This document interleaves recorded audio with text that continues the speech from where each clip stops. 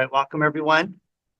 So our next item is 3D, the annual report on the commission approved teaching and administrative performance assessments. This item is being presented by Zoltan Sarda, Lisa Luna Lopez, and Adam Ibrahim, Lori Kroger, the Evaluation Systems Group of Pearson, Ricky Ulrich, Fresno Assessments student teachers, and Juliet Waltleitner, Cal State Fresno. This is an information action item. Sada, will you please begin? Good afternoon, commissioners. It's a pleasure to be here with our third annual report on the assessments. We are, if we can go to the first slide. So we are going to look first through Cal TPA, IPA, and TPA fast, and then we have a report from the RDI work group. We are going to be presenting bright spots from each of the models, areas of concern, and then upcoming developments for each of those models. For TPA, this is for, on the left-hand column, we have multiple subject, single subject world language candidates. We have a cumulative pass rate of 97%. Candidates who submitted both cycles between 2018 and draw your attention to that table 1 on page 6. We're also seeing tremendous growth in Hispanic candidates taking and passing the Cal TPA. So 94%. They're the largest group by ethnicity, and 3,196 individuals passed both cycles in the 2023-2024 academic year. For education specialists, mild, moderate, and extensive support needs, our candidates are passing at a rate of near 100% for both cycles between 2022 and 2024, the first two program years.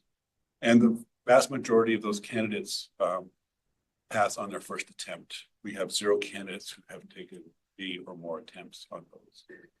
We also have, from the secondary passing standard, we have, as of December 1st, for both Ed TPA and Cal TPA, we have had 439 candidates being recommended for their credentials based on those scores on secondary passes. Some of our areas of concern focus on Black candidate passing rates. So Black candidates had a lower first attempt cumulative pass rate than all other subgroups by ethnicity. And they also received a higher proportion of condition codes, with 14% receiving condition codes in cycle 1, and receiving condition codes in cycle 2 for this last process. Those are in tables 3A, 3B, 5B, 5C. We also are concerned about first attempt pass rates. We understand that multiple attempts is difficult for candidates, but our first attempt pass rates for completing both cycles for all candidates range between 73 to 78% for 2021 through 2024. In that same period, the first attempt pass rates by race ethnicity range between 61% to 88%. And that data is in table 3Z. We also focus on the multiple attempts required to pass for some candidates. 9 and 14% of candidates require 2 attempts to pass, while 3 to 5% of candidates require 3 or more attempts to pass cycle 1. First attempt pass rates over the last 2 years have trended downward. Column 6 in the table, which is up table 4A, provides information about the number of candidates who have not yet passed by year. Referring to table 5A is focused on condition codes. Condition codes percentages have been slightly decreasing for cycle 1 over the last 5 years and have been stable for cycle 2. The rates of condition codes continue to be an area of concern. They are too. Speaking of condition codes, the most prevalent condition code that was assigned continues to be writing appropriate ELD learning goals based on ELD. I'll turn it over to my colleague Marissa. So Cal TPA upcoming model developments. We are looking at the future, and so for multiple subject and ed specialist versions, and also going to be included for single subject and world language. There are some rubric and revisions being made with the guidance of the design team to include fewer constructs, especially at those levels 4 and 5. So candidates will be able to score higher. We removed one rubric from cycle 2 in the literacy performance assessment. There's more of an inclusion of choice and ways for candidates to respond to prompts. For example, video, recorded voice, recorded responses in lieu of writing, and commentary about video clips, giving the candidate an opportunity to explain what they're doing and why. There's been a decrease in the type of division codes and review assessor guidelines and training as needed. So we've been working on and reviewing those pieces. In quarterly internal review of data, there has been an increased analysis of subgroup findings, and we're working directly with programs in relation to both pass rates and condition code. And Cal TPA assessment guides and faculty guides, there is a lot of work reviewing and revising the format. There's been a decrease in written directions and repetition for the candidate assessment guide. Addition of video clips in the candidate and faculty guides to provide a different modality to share information. And there has been a strong development of an LMS version of the candidate assessment guide for faculty and for peer use to increase formative feedback. You're now going to turn it to one more. Really fun. Cal APA. Some bright spots, 99% overall cumulative passage rate for all 3 cycles, 98 to 100% passage across all intensity on first time and pass rates. That's in table 25. There is some areas of concern, a slight increase in candidates, 18 over the past few years, completing the cycles in 3 or more attempts. Condition codes for cycle 2 and cycle 3 are still too high. And some upcoming model developments. There's a plan to convene an administrative services study group to focus on inclusive practices and ensure that those who want to provide administrative services in early childhood settings are prepared given the new ECE PK3 specialist credential and the expansion of ECE settings in elementary schools. And this group may make recommendations to update the CAPE, which could lead to revisions of the Cal APA cycles. And turn it to Lori Kroger.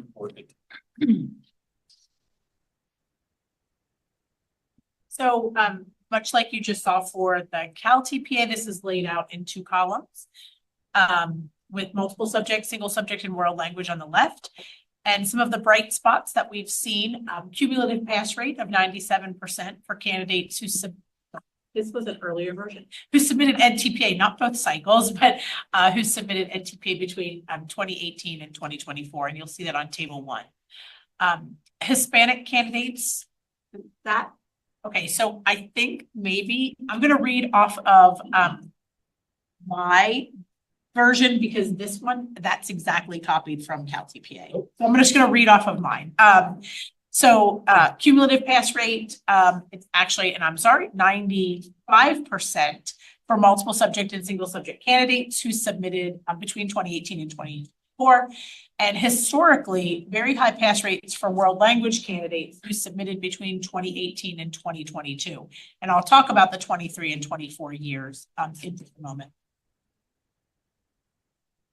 Go ahead. You can just do off of yours. And oh, I was like, wait a second. You're good. So I'll read off mine. Perfect. Update that, make sure it's corrected. And that will be so on the education specialist, mild to moderate and extensive support needs, cumulative pass rate. I talked about this earlier today, very high pass rate of 98% for both years of use, last year and this current year. And a high first attempt pass rate across all ethnic groups, ranging between 91 and 100%. And that is table 15C on page 22. And again, I'll just share that as of November 15th, 2024, 402 preliminary credentials have been issued for both NTPA and Cal TPA using the secondary passing standard. Areas of concern. You can see multiple subject and single subject Black candidates had lower first attempt cumulative passage rates than all other subgroups by ethnicity. And world language Hispanic candidates had lower first attempt cumulative pass rates than other subgroups.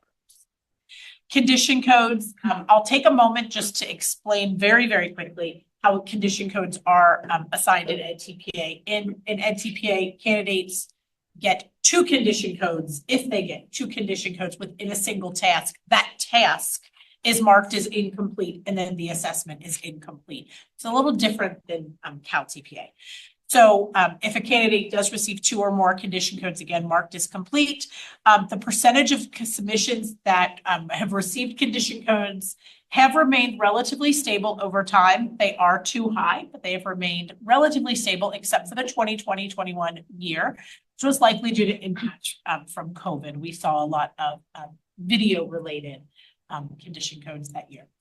And there's been a slight uptick in condition code frequency during the past 3 academic years, but again, mostly stable, just a slight uptick in that. World language is the final area of concern that I've noted, and that is that the pass rate for world language candidates has dropped over the past 2 years.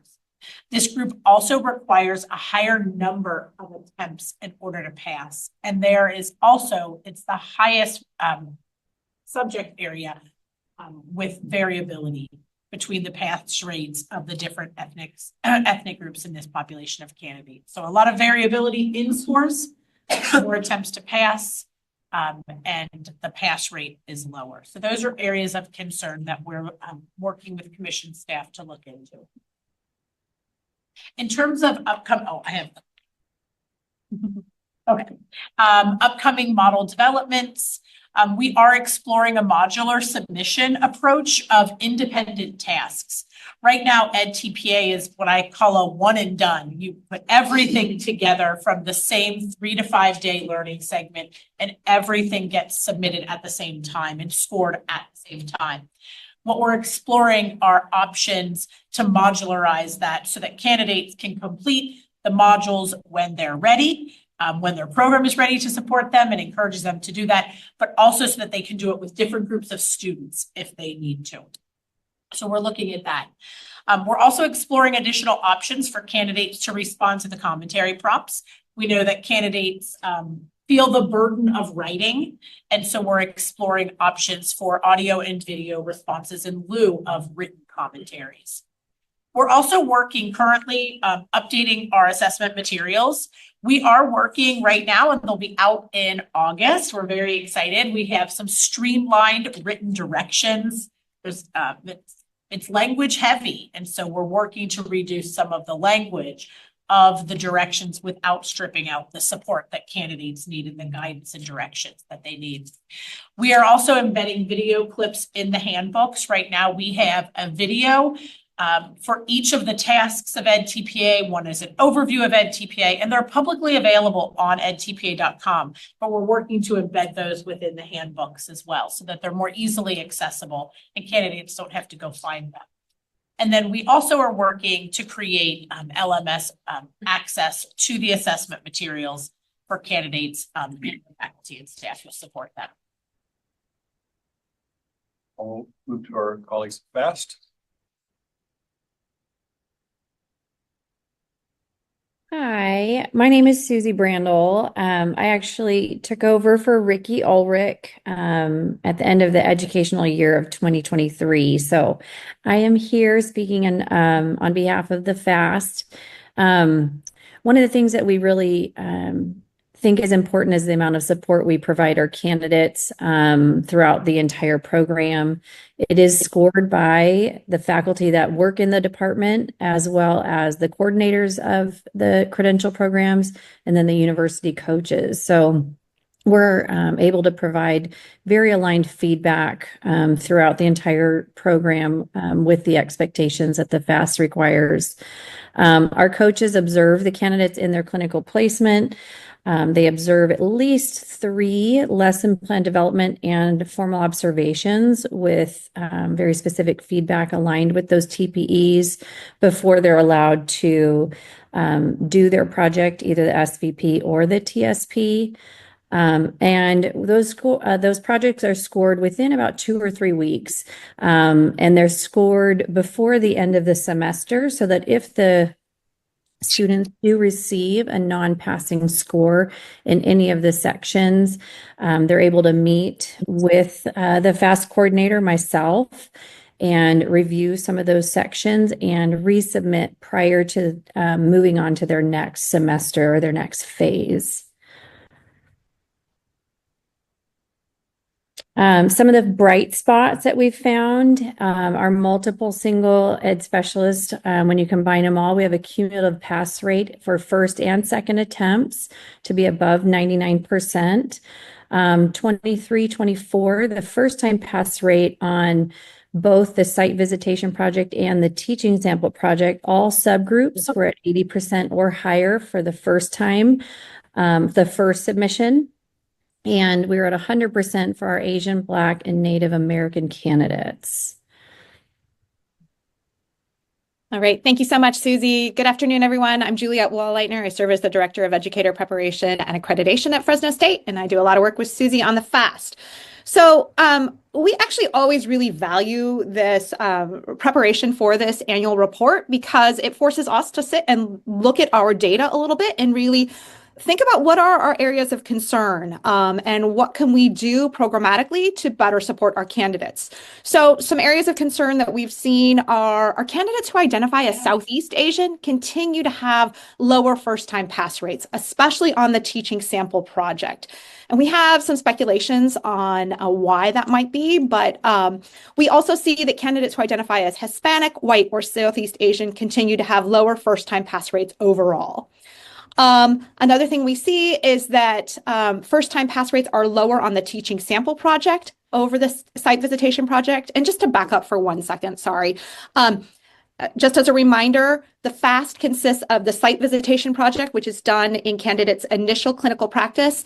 It's like one focal lesson, whereas the teaching sample project, they put together a 5-lesson unit. It's much more comprehensive. They do that in their final semester of clinical practice. So our speculations on why those first-time pass rates are lower for the TSP is there's a lot more complexity involved. There's also an increased amount of writing that's required. This is particularly challenged or might pose challenges, we're thinking, for our candidates who are multilingual. It's also completed while candidates are balancing that final clinical practice experience with their other coursework. There's a lot of demands on them at that time. So, but those are some of our areas of concern. So next slide. So in terms of our next steps, as you all know, we are currently completing the pilot of our FAST 3.0 for multiple subject, which includes a revised site visitation project to include a literacy performance assessment. We're also seeking approval, been working with the commission to pilot a FAST 3.0 for education specialists, mild to moderate support needs, and extensive support needs. We are planning to develop a FAST for PK3 candidates because we were approved to offer that PK3 credential. So hopes to pilot that in the 2025-2026 academic year with our first cohort of candidates in that program. But in terms of some overall revisions to our model, we're considering ways to revise the current tasks to support candidates' increased attention to issues of equity and to support their implementation of culturally sustaining pedagogy. This really became a focus of ours as we were working on that literacy performance assessment piece. And I'm reminded of what Lori Shepard says, an assessment expert who she says, you don't get what you don't assess, right? So if we as a program place value on having our candidates think about equity, having them implement culturally sustaining pedagogy, then we need to make sure that we're asking for that in our assessment and looking at their progress in those areas. We're also considering ways to make the tasks themselves more equitable. We shouldn't hold it against our candidates if they are multilingual, if they're, that writing in English is maybe a little bit more challenging. So what might we do to make the whole experience more equitable for them? And then again, we're continuing to collect data on our candidate performance from those who are scoring in order to help inform our programmatic improvements. So thank you all.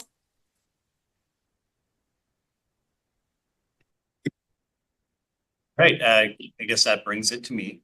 So good afternoon.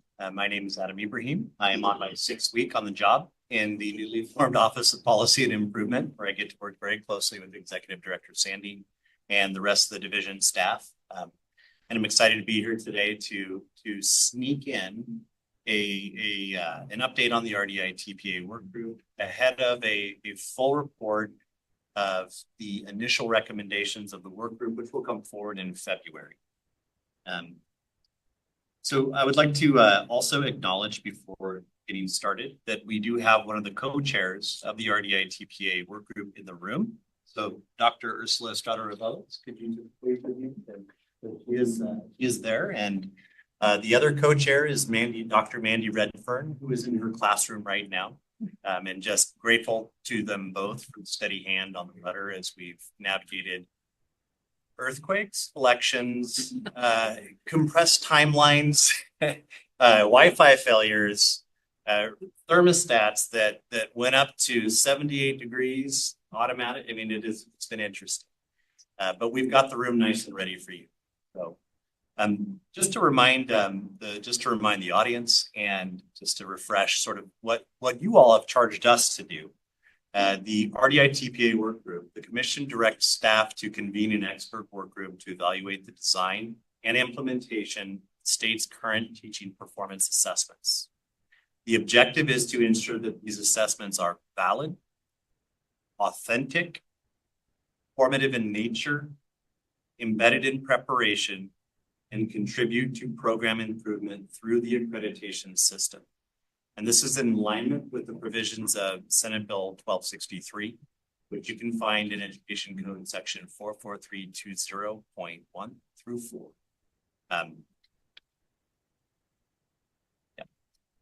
If you do look at that, you'll find that the charge of the work group or the tasks of the work group, the shape of the recommendations that we are bringing for you in February and in April and in June are outlined in 44320.4.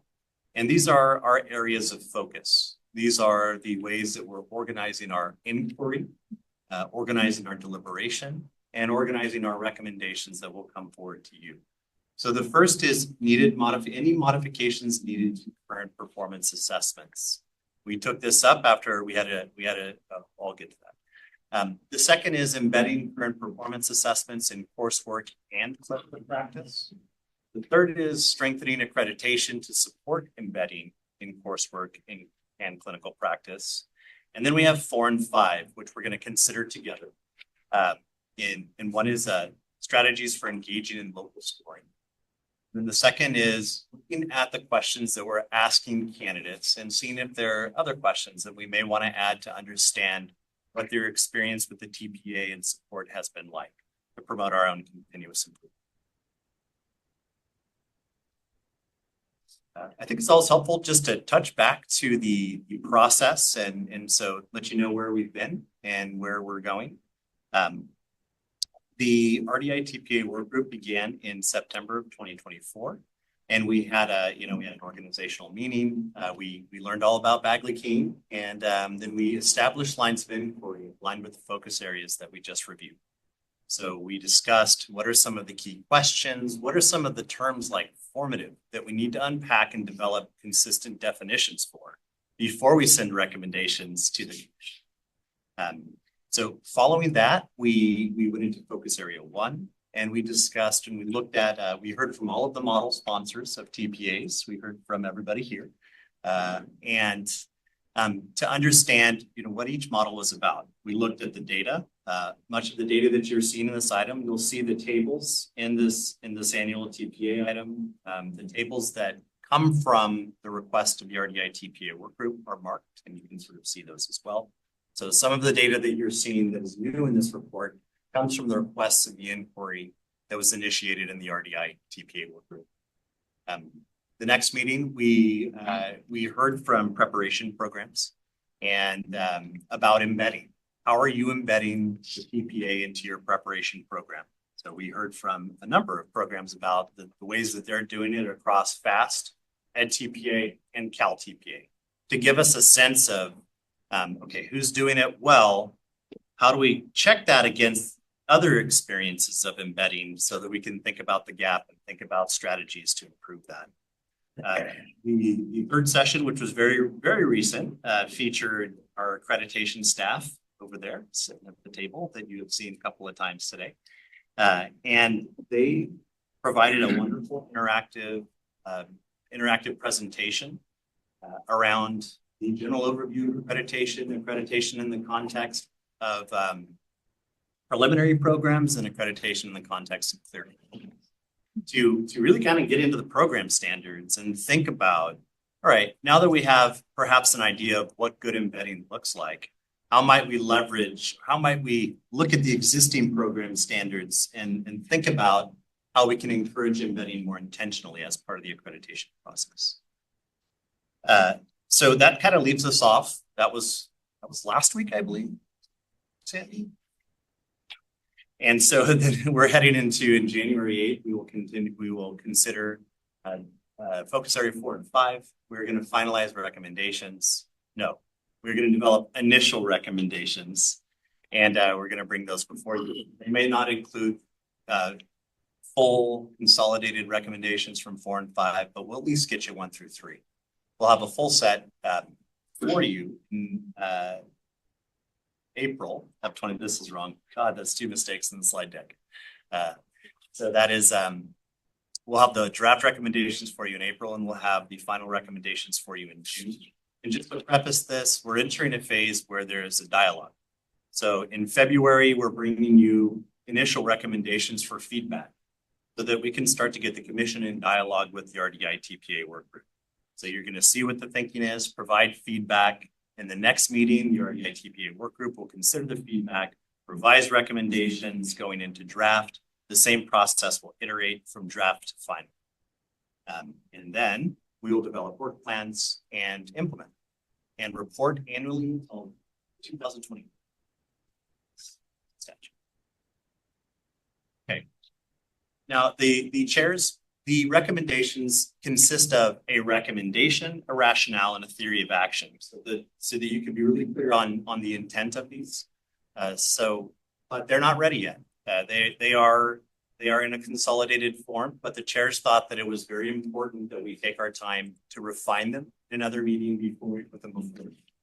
I was authorized to share some paraphrases of recommendations that have emerged that are responsive to some of the data points that you're seeing in the areas of concern across all of the TPA models. So these are from the work group. Best practice here, I'm gonna read off of a slide. So, item 1, ensure TPA design allows teacher preparation programs to organize and administer the TPA in smaller segments that may be completed with an existing coursework and clinical practice. Number 2, programs provide ongoing feedback to candidates prior to submission to mitigate condition codes and increase the formative value of TPA.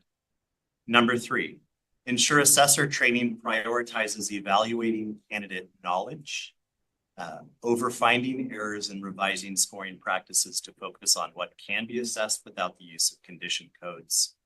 Number 4, ensure that TPAs provide substantive and actionable feedback for candidates, whether that's to inform a resubmission or whether that's to inform next steps in induction. Hold preparation, and number 5, hold preparation programs accountable for addressing disproportionate success rates. So those are some emerging. Those are just an excerpt, and Executive Director Sandy and I kind of put our heads together and we thought, all right, so we have a timeline for the RDI TPA work group recommendations. And we also have some issues, or we have some things that are of concern in the near term. We put our head together to think about what might be some things that we can do ahead of the RDI TPA work group process, bringing you recommendations and work plans, because that is it's an intentional, extended process. And so we're gonna put some ideas on the table now. And I'm going to ask Executive Director Sandy to keep me from going off the rails, and add any elaboration or clarification that is needed. Since I repeat again, I am in my tenure of 6 weeks is still kind of fresh here. So one of the things that has shown up in the RDI TPA work group is that there are different interpretations or different understandings of what is allowed in terms of candidate support. Do you have to question? Can you only ask questions in a strict coaching conversation format? Which would be fine if we had 1,000 Marissas around the state who do that with great skill and expertise. Or can we provide feedback on the rubric to help them improve? Can we review their responses and help them avoid condition codes by doing things like saying, you need to spell out the ELD standard here. Otherwise, this rich integrated ELD lesson that you have described will be kicked back. Right? So one thing we could do is we could update the program standard 5B and TPA guidance to clarify program ability to evaluate candidate work prior to submission to provide specific feedback or improvement and screen for technical errors that would generate condition codes. Number 2, and this is more of a, I think this is more of a shall. This is actually in Senate Bill 1263. It's something we have to do when the ball drops in January of 2025. It will be law.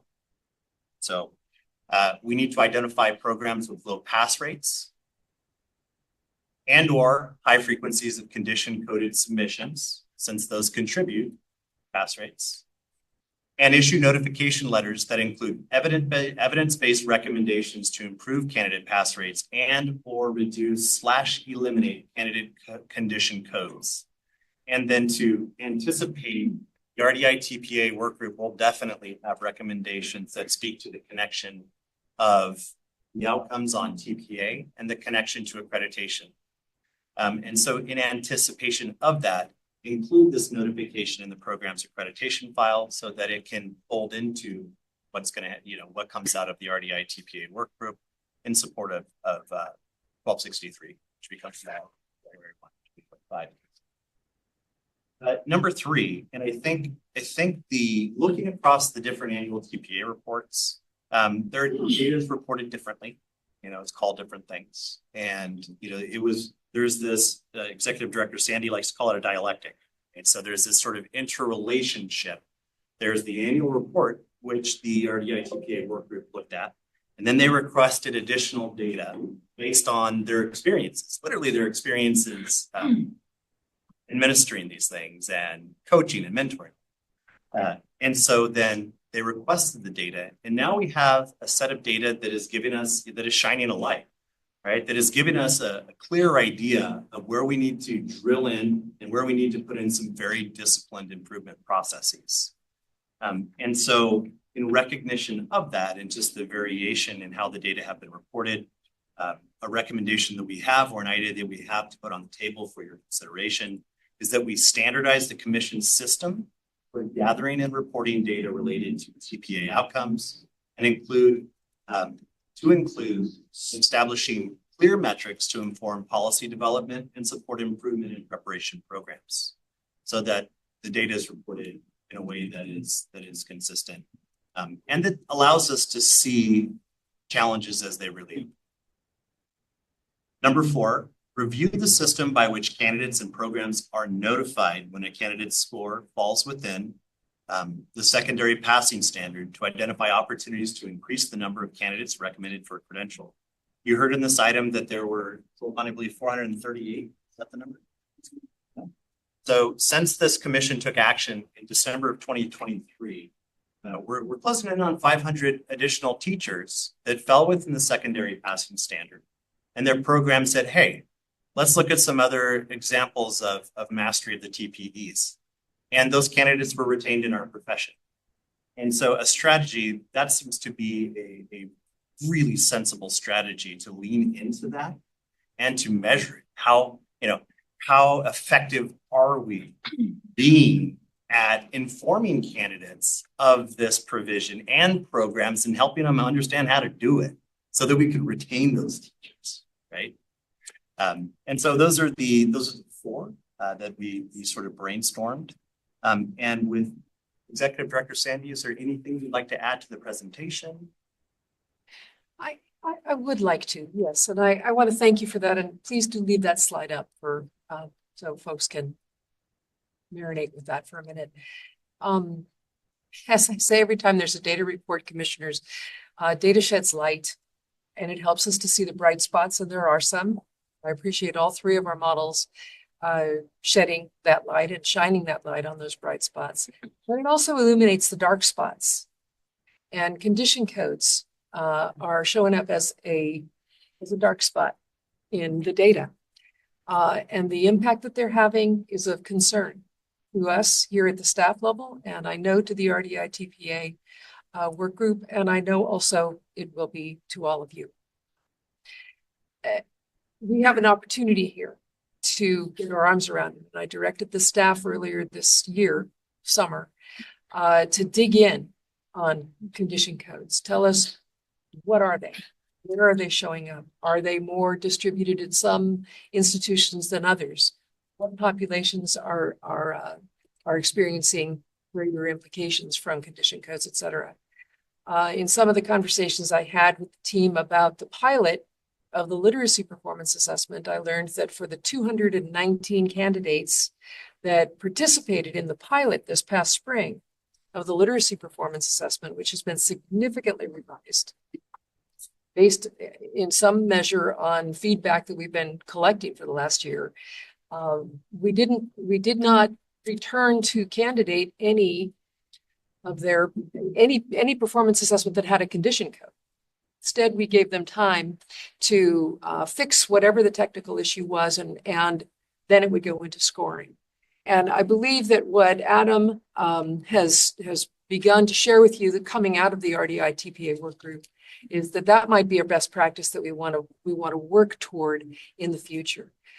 Some of the other recommendations that you heard that are emerging from our work group around programs, understanding more fully and with absolute clarity what kind of support they can provide to the candidates as they're putting these portfolios together, could help us avoid and eliminate, in some cases, and the goal would be to eliminate condition codes altogether as a stop point for candidates rather than a checkpoint for candidates. So where should that checkpoint live? I think that's a question the RDA TPA work group will provide some perspective on, that will help us reset this in ways that are going to be important for the development, recruitment, and certification of our workforce. So in asking the staff to dig deep into condition codes, we have pretty robust data, but not all of the data that we may wish to have as we move forward. This is our third annual report on performance assessments. It's emerging. And as Adam also pointed out, we are looking to establish through the new Office of Policy and Improvement that Adam is our senior director for.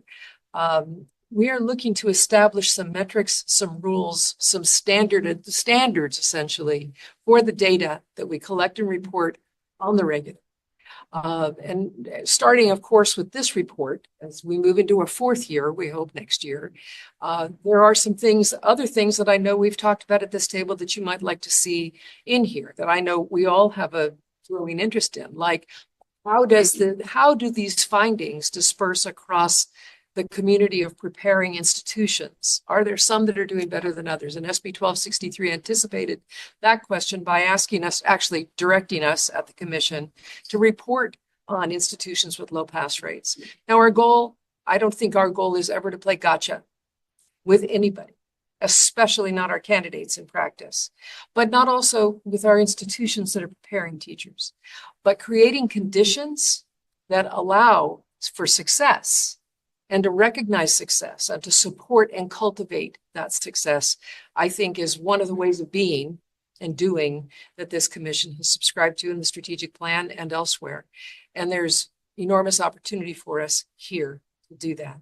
So I'm excited to have this Office of Policy and Improvement. I view this office as a sort of internal policy and program auditor that begins its focus, and Adam here beginning to focus on the 1263 mandate. So we had somebody on staff in the building who was not deep in any particular model, but had the ability to work within the larger stakeholder group to pull the kind of work group together that we have and look objectively at what's happening in these systems and to bring that information to you so we can discuss what our next steps would be.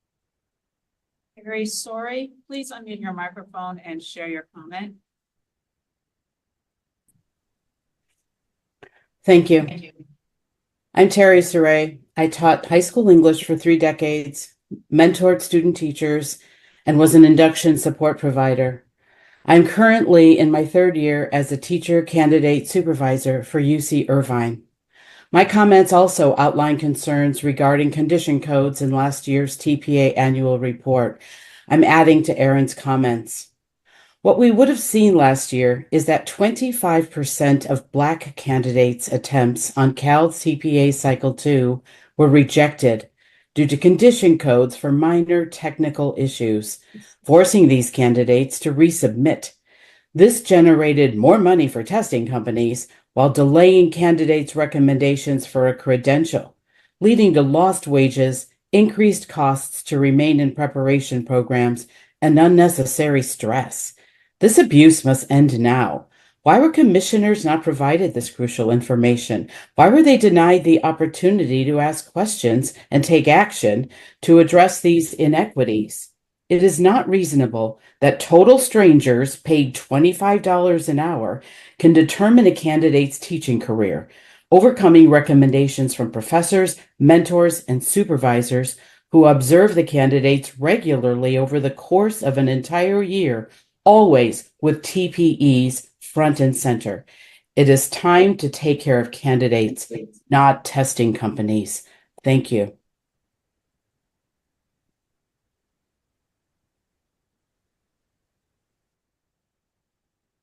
Have no other public.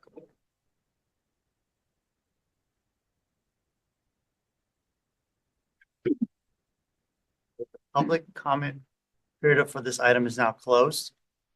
Do commissioners have any questions or comments on this item?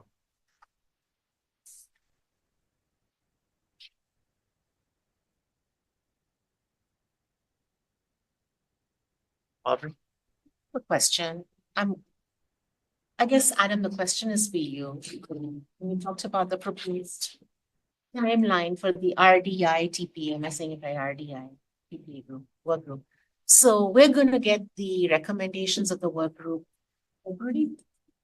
So the initial recommendations, which may not be a full set covering all 5 focus areas, it will likely be focus area 1, 2, and 3, which is modifications to the assessment, strategies for embedding and strengthening accreditation to support embedding.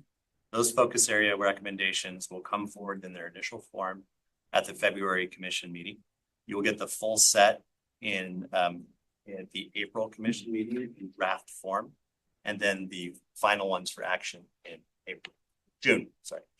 It has to do with, do we have an opportunity for field input somewhere during that time frame? Yes. Yeah, absolutely. It's a very fast timeline, but we've had many members of the larger community have been watching and participating, at least, aware of what's happening at these meetings. But initial recommendations in February will provide an opportunity for everyone who has a thought about this to share their thoughts. And I believe the RDI TPA work group will contemplate what they're hearing and consider what that might mean for any adjustments, any clarifications they want to make, further developments, which will come back in April. And I think scheduling this for over 3 commission meetings before the final is a significant way to give the field some opportunity. Adam, it looks like you've got. Yeah, I'd also like to add that the RDI TPA work group is keeping the recommendations interest-based and somewhat broad to provide flexibility for how they're implemented based on direction from the commission and staff insight into how that may proceed. I have Commissioner Brown and then Commissioner Simmons. Wow. This is good to get started, and it's a really big deal. The thing that two things that I wanted to bring up are, I hope as we work on this, we're looking at promising practices across the preparation programs, because we listened to a number of different programs today. And I heard different things and different from those programs that I think what we want to think about is how we can also get the teacher preparation program systems across the systems to be able to connect. I think that this begins to help us connect the dots between the preparation programs and the commission. But I also want to see what we can do to support the programs connecting between each other, because what becomes actionable for the commission, it would be really easy for the commission to just tell the teacher preparation programs, you go fix it. And I think we want to be sure that we stay collaborative with our teacher preparation programs and find support for them as they adjust and deal with how they prepare teachers. Chair Simmons? Okay, when the LPI data came out, I was really angry because I felt like, how is this data exist? And as one of the commissioners, I don't know it.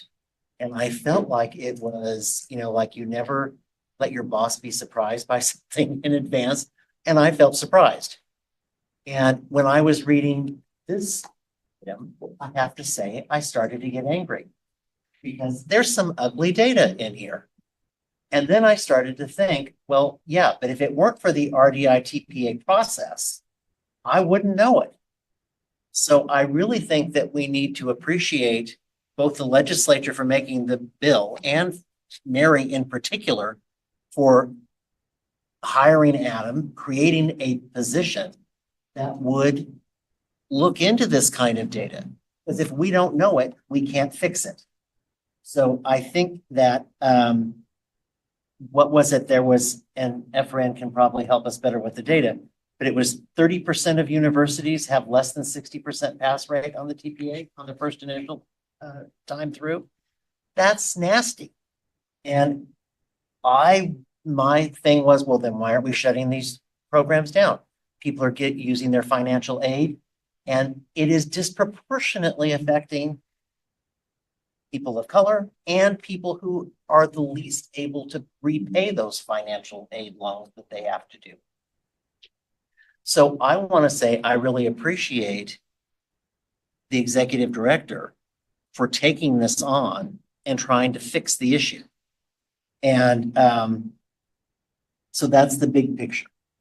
On the smaller pieces or the more granular pieces, I like the paraphrases. The only thing I would add is, when you talk in, I think it's for providing feedback to the candidate.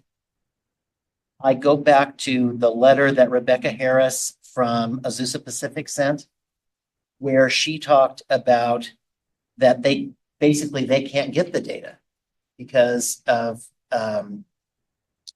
candidate privacy. When I think of myself as a teacher, what would I do if I didn't know why my students were failing? How can I go through a continuous improvement process if I don't know what it is that they need to fix? So my initial anger at those universities that have basically they're getting lower than a D, less than 60% of their people are passing. Then I was like, well, wait a second. If they don't have the data to fix the problem, how is that fair for them? So going back to not shaming programs, and I've forgotten exactly what Marquita said, but it was along the same lines. It is, it's maybe that's part of our problem, is that not only do we need to give feedback back to candidates, but really those universities need to have that feedback. And once they have the information that they need to get better, then we can hold them accountable. And we should hold them accountable for it. And I liked all of your interim actions. I don't know if we have an action at some point on that, but if we did, I would be seconding somebody's motion. there any other commissioners? Commissioner Francois? I have so many questions. First, I wanted to acknowledge this agenda item was a bit dense. Bit dense. It took an awful lot to get through it, and I appreciate it. And I kept asking myself, why am I not understanding them? And I think one of the reasons I didn't understand it is something that if Adam, I was going to call you by your last name, I'm sorry. Adam mentioned in his presentation is the need to standardize systems for gathering and reporting data. Because as I look at this, even in this agenda item, the way the data was inconsistent across different EPAs. And it makes it very confusing. It made it very confusing to read. And so I really am encouraged that we're going to try to standardize the system, not just for gathering the data, but reporting the data. I had a lot of questions about why.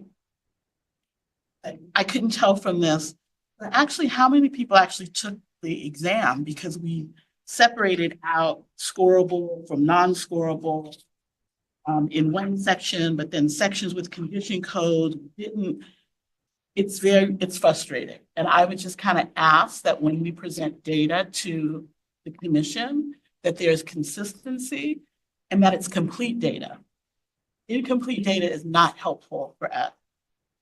Related to the data, I was taken by what you said, Mary, about how data sheds light on things. And it also makes us aware of the dark spots. And you said digging into the data to better understand the dark spots is really important. And it occurs to me when I look at all of these numbers, they represent people and human beings that are experiencing something as they are engaged in something that is actually high stakes for them.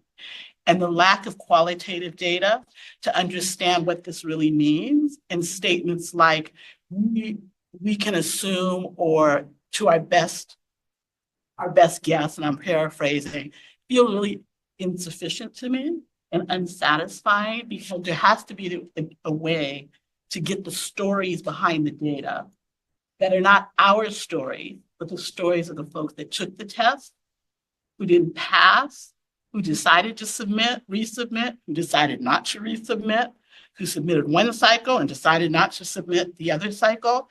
And I think the answers are going to be in that largely. And then a couple other comments, and then I'm gonna stop. No, don't pull it up. The slide. Okay, I want to commend the RDI work group. I can tell you, based on, for me, the possible interim actions and the recommendation signal for me, this is the right group of people doing the right thing, because they are surfacing and acknowledging the things that have not been transparent or have been invisible. Not that there was intentional lack of transparency, but have been invisible in our conversations related to the EPA. So I really appreciated that. I also want to give a shout out to my other IAG commissioners for stepping in and sharing the responsibility of coming to those RDI meetings. I had the opportunity to sit in on the December meeting, I think it was a couple of weeks ago. And I will tell you, the conversations in those breakout groups were so thoughtful. And because no single person in the room was the authority, they all came in with their full knowledge and self. They are able to come up with recommendations like that. I don't want to say it was easy, but it was fairly quick. We've been grappling with some of this for years. I just don't put that out on the table. I had a question about number 1. Not that one, Adam, that one right there. So if we clarify for programs, the level of support that can be given. Clarify the program's ability to evaluate candidate work prior to submission to provide specific feedback for improvement and screen for technical errors. You know what that says to me? Local scoring. Essentially what we are doing is my team at my institution is essentially locally scoring before they send it, have this candidate submit. So I'm putting a plug back into why have the candidate submit when it's already been locally scored, right? Did I miss something here? I'm just putting that on the table. And I think the last thing that I wanted to say is, and I'm not going to get into a full-blown conversation about this, but I think everyone can agree that these condition codes are deeply, deeply troubling. How they're used, how they're assigned, the impact that it has on candidates, and who's falling through the cracks as a result of minor condition codes for minor errors that candidates make. You all know, you've heard me say at the last several meetings, my daughter is a first-year teacher. She fairly recently did the Ed TPA.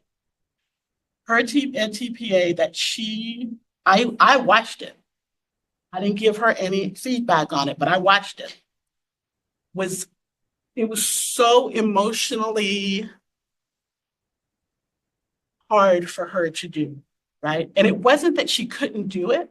She just realized that if she didn't pass this thing, all the years that she struggled to get where she is was going to be for nothing, right? Condition code comes back related to her video. It took her months. It was a minor thing but there was something about having failed, not on the content, but on some technical issue related to her video that prevented her for months to resubmit. And to watch her going through that process, and I had no understanding before this item of the number of condition codes and specific examples of what those conditions are. This is the story of one child who has had incredible amounts of support throughout her lifetime to get her where she is, and to see the emotional, mental toll it took on her. What this does to our most vulnerable students, for me, is almost unconscionable. And I don't think that I'm overstating this. We've got to get to better understand the why, for what purpose, and what we can do about this condition code issue. We are essentially losing, I believe, and I have no data to support this, far too many candidates because of this. And that's just not, we can't settle for that. Our young people deserve better. That's all I got for right now. Commissioner Brown. I think Commissioner Cotton has had her hand up for a little bit, and then I would love to go after her. I'm sorry, Commissioner Cotton. Thank you. Commissioner Francois, thank you for your words. This telling the story behind what's happening for the purpose of using that data to make changes to this process, I think is key. The localization of the scoring, I'm in agreement with as well. And I know that Fresno State has had quite a bit of success with their program, and their numbers are much higher because it's a more localized program. Question to the staff: have other universities attempted to apply to submit their own assessments? It's a question, and if so, why not were they approved? Because I feel like this local focus is the way to go in terms of really understanding our candidates and being able and programs holding themselves accountable for moving candidates forward. but that is a question. Is that something that other IHEs have attempted to submit their own assessments? Well, I think the short answer is not yet, Commissioner Cotton, but it's much to be hoped that they would. And the assessment design standards that we hold all models to have space within them that describe the process for implementing a local scoring. But again, I think that's something that we wrote maybe 8 years ago. And I think my hope is that coming out of the RDI TPA process, when we know better, we do better, said Maya Angelou, and say I at every meeting. I think that if this is a direction where we really think we should support and facilitate programs in figuring out how to do that and do it well, so that the data that we receive at this table and they receive as feedback still has the credibility it needs to have for us to shed light where we need to. Yeah. That I think we need to update those standards. I appreciate that. And I think to foreground this option. One other question I have is understanding all the various pathways that candidates are providing access to the field. Has this data been disaggregated? Have we looked at it in terms of their preparation pathway? And is that making a difference? So local scoring, but then also is that pathway process making a difference for particular candidates if they're going through residency, if they're going through, a traditional program, an intern program? What are we seeing around their passage of the Ed TPA going through other programs, other ways? It's another question, but that's it. Do any of the model sponsors want to talk about that? Do you have data? Have that, excuse me, we have that data nationally, but we can certainly get it for California Campus. And the report that the Learning Policy Institute did and presented to us a couple of meetings ago actually did that, was able to take the data and assign it, disaggregate it by program pathway and institution. And that, so it is possible to do that within the large data set that we have. And that may well be, I think, based on 1263, something that we're doing, certainly looking at the institutions that are having lower pass rates, but we really do need the data. We need the insight into program pathways that may be, whether there's differential impact based on the program you go through. It's really important data. Yeah, I think that would be wonderful for the commission to be able to dig into California's data connected to the RDI process as well. But thank you.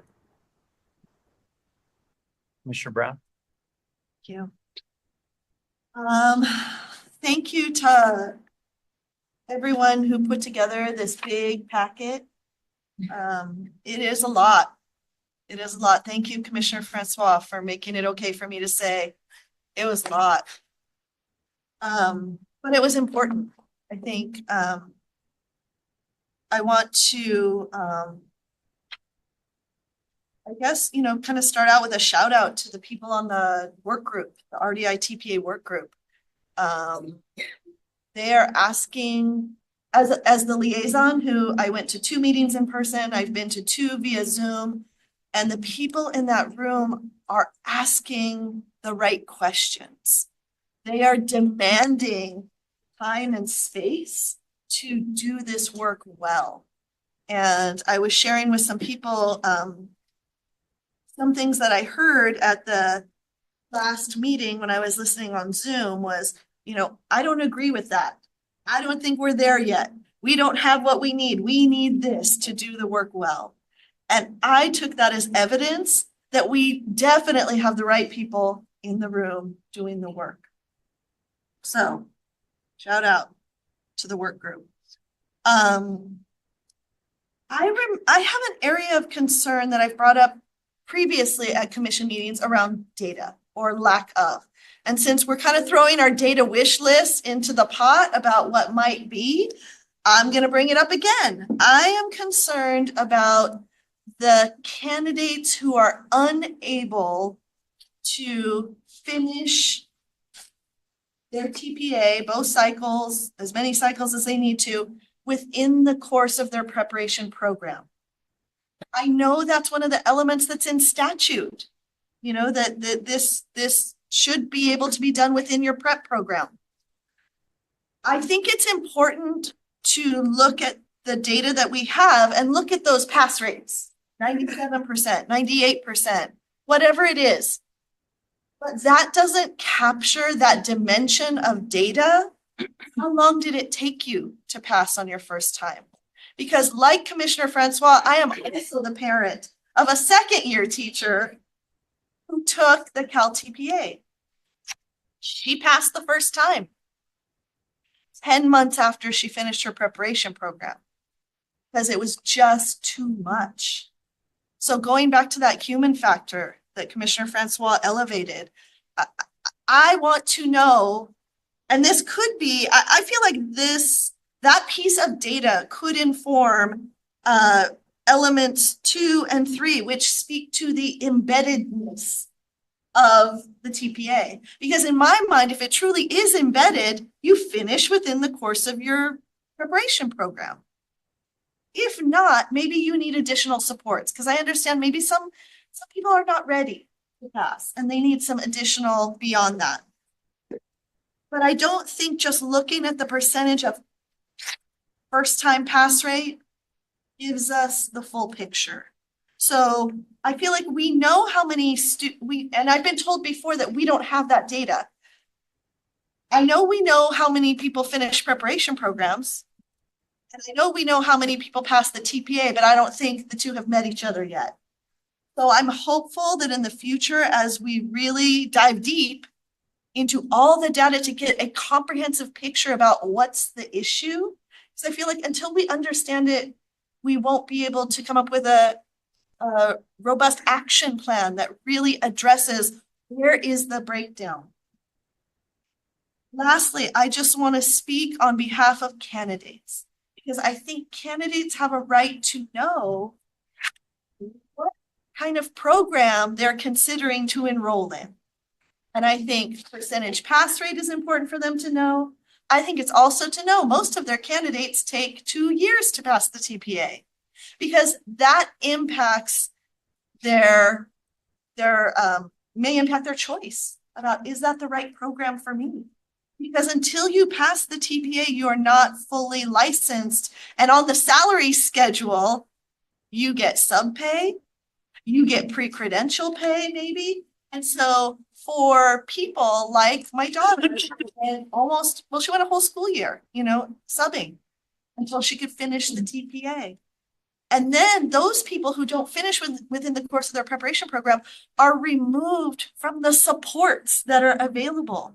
And I feel like the more time that goes by that you are not enrolled as a student and you're not seeing your professors regularly or your advisors regularly, the harder it is for you to pick up the phone or to connect with the supports that are available. So I really appreciate this opportunity to understand the complexities of what's going on with the TPA, and also express, I just want to know, are they able to finish? And that could even be element 5, question for program completers. Were you able to finish and pass the TPA within the course of your program? Yes or no? They would tell us a lot. And then the people who say no, then we dig deeper. Well, what is it? Because until we know the why, we don't know what supports we haven't thought of yet. David? 2 years ago when I first started and I followed Ned's commentary about something very similar, and just going to reiterate, when I asked the same question you just asked about why are we not tracking this kind of data, like what's happening to the Black women by and large that are disappearing from our testing roles. They've tried and tried and tried, and they've just disappeared.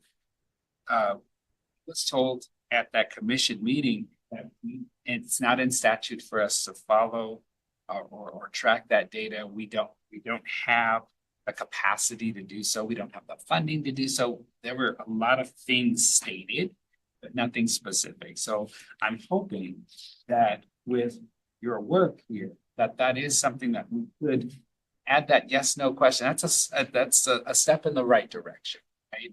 Before I finish my comments, I want to say thank you so much for this presentation. I want to say thank you, especially to my colleagues at Fresno State, because I'm telling you, you all are just the most talented people. I mean, every time you all come out and make a presentation, it just makes my mouth just go. Your colleague there, Patricia Lane, she sheds so much light on this when I have these robust conversations with her. She is one of my professors, full disclosure, in my Cal APA program. And one of the things that we talked about in her style of teaching is so that I can get exactly that, all of this stuff done within the confines of the courses, and not 10 months after or 2 years after, because it just seems ridiculous for me to not be able to take that next step in my career and have to wait so long because I can't pass a process because someone perhaps in a class decided they wanted to give me a whole bunch of busybody research papers or something like that to do, rather than steps in that direction with that reflective practice and those reflective assignments that it takes to achieve that credential. So I thank you all for having great staff there too, but also the work that you're doing to have these high rates of completion across demographic groups. It's not exclusive to, oh, we have this one pass rate and we're so proud of the 99%. You're saying, okay, so we have not 100%. So what are we doing with that tiny group of people that are not passing? We're doing in that same self-reflective process that we as equity-driven leaders have been taught to do in school. You all are taking that same process and you're doing that internally. And that should be uplifted here in this conversation. And then also, I'm gonna go back to my notes here. Condition codes. I have a problem with condition codes. I've worked with 25 candidates in my career who've gone through Cal TPA, Ed TPA, and these processes. And when condition codes became a thing, it was obnoxiously annoying to have to sit with new teachers and redo things that we had worked so hard to do because of a technicality. They literally, there was someone, and I don't want to name names or anything, or the institution, they had written everything in lowercase letters. They wrote it in capital letters the next time and they certified. I don't understand how those minutia, those minute little things can make such a difference and keep people out of our profession. And this is something I feel like I'm preaching about every single time I'm here at this table. And I know I'm not preaching to people who are not empathetic or sympathetic to the plight of the folks that I'm referring to. But the fact that it keeps, we're digging deeper and we're finding out the source of some of these disparities, right?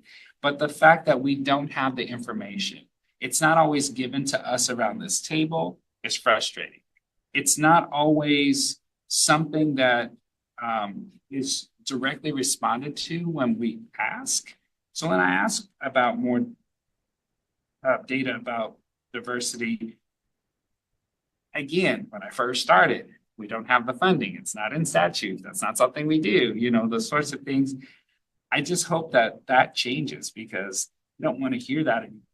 I want to see the action. I want to see forward progress. I want to see more stats like Fresno State's. I mean, if we can get there for everybody. I want to see more localized assessing. I want to see people get a fair shake. We keep talking about equity. We keep talking about diversity. We keep talking about how we want to include people. Well, let's include them. It's very simple. It's not hard. As soon as you find a data point that doesn't agree with your mission statement, that equity-driven leader mission statement that we all allegedly have, then that's when we have to stop and we have to do something. And echoing something that my colleague, Commissioner Francois said, as we look at this dense data and that dense report, it was heavy to go through this whole process of reading that. And I read it 3 times to the extent where I ran out of time and didn't have Wi-Fi to read the other other things that I was telling you about, Executive Director Sandy. The other item that this is such important work. We need to fill those gaps. And when I say those gaps, the gaps that we are creating, I have to say we because I'm part of this commission, we're creating the disparity. I don't know if it's a testing company. I don't know if it's the instrument. I don't know if it's the way we're scoring or if it's a combination of all those things, but I'm just as responsible because I'm culpable because I'm here. I don't want to bear the burden of that guilt anymore. I want to fix it. So I think this is a step in the right direction. If it takes 3 meetings, if it takes 19 meetings, it needs to be addressed and needs to be fixed. Thank you. Student liaison almost. Yes, thank you. I have a couple of comments and suggestions as a student. When looking into the pricing, specifically on page 10, and there was verbiage stating that had to pay for the submission of the testing. I think in general, there should be something that this fee should be something that is waived based off of income. I think financial aid eligibility should be taken into consideration. As someone who did not qualify for my own university grants, I think it's important to also keep in mind cost of living, especially now since inflation is happening. It is very expensive to pursue these types of programs. Throughout my time in my program, I've had maybe 3 part-time jobs at once, and that's just to pay for living expenses, not even tuition. I've had the privilege to earn scholarships and grants, but because I had to apply to them separately. So having that additional burden of paying for school it felt like taking an additional class on top of my 3 to 4 classes I was already taking. So I would highly encourage you all to consider fee waivers that students can automatically be eligible for, and they don't necessarily have to submit an additional application for, because it is very tedious and exhausting. In addition to that, I think it would be very informative to see the data aggregation of the different programs and their passing rates. I'd also like to better understand for students who don't pass the codes, the condition codes, if any of them dispute the condition codes and what that percentage is, if the dispute was either dismissed or if it was accepted. I think that would be very interesting and enlightening to hear and what those outcomes are. And as I previously mentioned, it's disheartening to see this data as an educator, because these programs are already feel dehumanizing as is. As a first generation college student, it almost feels like we have to risk or compromise our health in order to get ahead, in order to contribute to the communities that we are passionate about. Sorry. And I'm saying this as a person who wants to go back into my own community, but also as a student who benefited from having a lot of educators of color throughout my entire educational career, and the impact that has and the significance and importance of that. I think there's just like an added value to having someone that looks like you in a classroom, that understands you, and who will go the extra mile to ensure that you are safe, that you're actually learning. And I really do credit my time in the Inglewood Unified School District for that, because I feel like outside of my educators teaching me the information that I needed to know as a student. They also taught me a lot of life lessons. And I think that's potentially missing from the population that is being impacted by this standardized testing. Thank you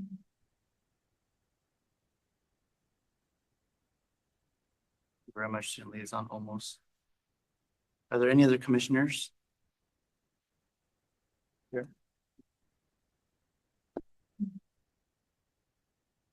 Hesitant to follow our student liaison, but I've been sitting here because the reason I'm hesitant to follow you, you speak with such passion and thoughtfulness and dedication, and so thank you for doing that. That's exactly what we hope our student liaisons will.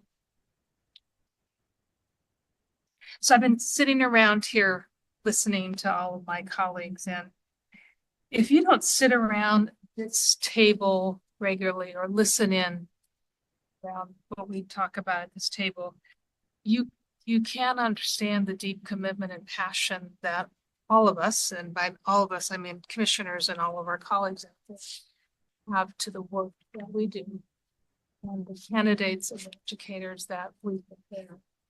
And this agenda item has shed a light, helping us because we're knowing better, we're going to do better, to pull some things from my colleagues. And we are, and that's what this workforce is, I'm going to say forcing us, but helping us to do. So we had this legislation that forced us to do this. And now we have this amazing group of professionals. I hear from Annette all the time about the work that is happening. And so while I despair, as well as some of my commissioners, that we're hearing this over and over and over again about the disparate impact this performance assessment has on candidates of color, I am hopeful yet again that we're going to figure this out. You're going to come back with recommendations. No pressure, Adam. You're going to come back with recommendations that are going to help us to change the course of doing the work in the way that we've done it, that is going to have a lasting and positive impact on the educators of California. That's what I'm hopeful for. But I really appreciate all of the comments. I appreciate the workforce. I appreciate Director Sandy standing there like this sometimes, you know, and saying, we must do better for candidates. And I think we are. Thank you. Any other commissioners? Zoom. I just wanted to add, I think anybody that sits around this table wants to do the right thing by students and by candidates. And I think a lot of this there was a lot of positive intent. And whenever you go to do something, you do it, and then you find out, well, this is not working, right? And what happens is, I think we need to do this process more often whenever we implement any kind of new initiative, because we need to fix the problem much sooner than later. And I think that's what's happened. We've lost a lot of great candidates. We've lost a lot of good people, or there's people in limbo. And so we have to continue this work where we do the reflection, but then we have to have the action behind it. We can't just sit on it for a period of time. I live with an instructional coach and a teacher and a bits of provider who's always telling me, what are you guys doing, right? And I'm like, wait a second here. I just joined this thing. And honestly, it's because it's impacting people. And because we impact people and we hear the stories, and we not just hear the stories, but we feel the stories. And we see the impact it's having on people's lives. I want to just elevate CFA and CTA for constantly representing, your constituents and our educators. Like, something is not working. We need to do something about it now. And so because this is an information action item, no action is required right now. But staff does request that the commission review the report, which we have extensively, and provide any kind of direction on potential or next steps in the development or the administration or implementation of the performance assessments. So again, this is an information action item. I don't know at this point in time if anybody wants to have any action, and if not, then we would just leave it at information and move on. So I'm gonna leave that up to the commission. So this may be out of order, so tell me if it is, but we've heard so much about especially the condition codes as they relate to the teacher performance assessments. And I think I heard someone talk about the administrator performance assessments. And I don't believe we have a work group. That's correct. We do not have a work group on the Cal I APA. wonder what it would take to dig into what's going on with the APs as well. Because I imagine there's similar data there. So there is some data in this report on the Cal APA, but there is a certain sense in which all performance assessments rise and fall with the same tide. You know, as your policy frame shifts, that gets deployed throughout the PA space. But and I'm not sure, Zoltan, whether you mentioned this or Marissa, but there is, maybe it happened in an earlier item. The day is starting to all blend for me now. Sorry. But there is a plan to pull together kind of a next really important first step for us in admin preparation is to look again at the standards and the performance expectations for administrators. Those have not been significantly or substantively updated for a number of years. And that's the thing that we then push out through the performance assessment, through the CPACE, which is another assessment. And we are looking at getting some contract work going for updating the CPACE and the administrator standards. And I think all of that will have an impact on the shape of, or at least a review of the Cal APA, you know, how is it functioning in relation to this, to a, you know, possible new set of standards. So that is on our drawing board, work that we will begin in 2025. So, but if there's something more specific that I haven't spoken to that you would like for us to follow up on. Again, about the students who are, because of technical errors, taking the EPA right now, being dissuaded, their video didn't work, things of that nature. And so we wait for new standards and we wait for. Right. Yep, absolutely. 2 years out. Absolutely. So in terms of condition codes and reasons that can, I mean, it's got a very, very high pass rate. Cal APA does typically, but that doesn't mean that everybody's making it. So, and I don't know, Marissa, whether you have any of that data to hand right now, relative to the Cal APA that, or if this is something we can just put on our plan and bring back to you more information. Would that be satisfactory? 35. Page 35 of the agenda item. There's a table with codes for Cal APA. Okay, so there are some data tables in there, but truly, we're happy to follow up on this question as needed and as desired by the board. Mr. Francois. I appreciate you bringing this up, Commissioner Convery, and I am wondering if the APAs could be a separate agenda item that we consider separate from the TPAs. Sure. I think that the APAs, anything administrator related or counselor related, seems to get short shrift because we spend a lot of time on teaching. And, you know, the research historically has said that the biggest hole in the leaky boat is working conditions. Mm-hmm. And administrators have a lot of control over the working conditions of school. So I would love to have this as a separate item where we could dig deep into it. Happy to do so. Mr. Simmons. Okay, 2 things. One is in my district, we really work on developing farm teams. So we have a What group, teams? farm Teams? teams. Like in baseball? So we have a group of teachers who we push forward to get their administrative credentials. And I can tell you that, yes, this same thing does happen with administrators. And sometimes because of the way it falls on the calendar, they end up having to like recreate things with like a different group of staff members that are there than what they had before. But what I really wanted to raise my hand was, and when I spoke earlier, I said that I was willing to second somebody's motion and nobody made one. So I would, if it would help the commission's staff to have the commission's thermometer. It is now. Okay, I would like to move that we adopt the interim actions that were suggested. We have a motion to have a second. Sorry. Have her hand up. Okay. So we have a first and a second. Further discussion. Commissioner Lay? Well, first, just add my thought notes to the thoughtfulness of the conversation with all my colleagues. I don't think it's necessarily useful to repeat wise words that have already been shared by others, but I just want to recognize the thoughtful work of the staff, certainly of the work group and of all of my colleagues. It comes to the notion of adopting these as potential action item. My only puzzle is, how would this be viewed by the work group itself?